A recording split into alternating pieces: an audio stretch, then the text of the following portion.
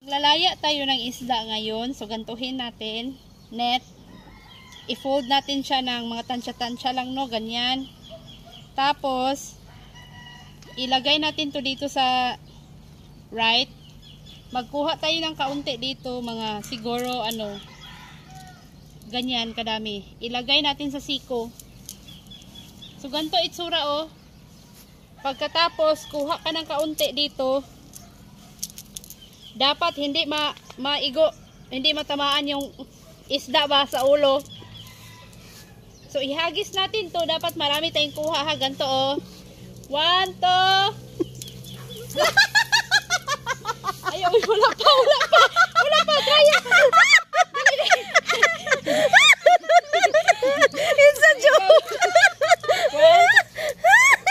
Labig dito kahibaw. Okay na.